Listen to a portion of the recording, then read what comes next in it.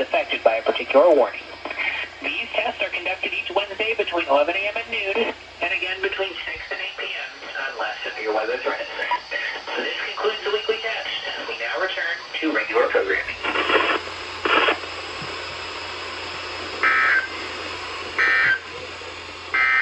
Now for the official National Weather Service forecast issued 6 p.m. Wednesday, February 1st, 2023 for the KPS505 listening area for the following counties in Florida: Citrus, Hernando, and Sumter, including the cities of Crystal River, Inverness, Bushnell, the villages Brooksville, and Spring Hill. Tonight, mostly clear this evening, then becoming mostly cloudy. Areas of fog after midnight. Lows in the upper 50s. Winds around 5 miles an hour this evening, becoming light and variable. Thursday, partly sunny in the morning, then clear. Freaking BC270 is still on FM. God damn it. Oh well. Dang, that's not actually.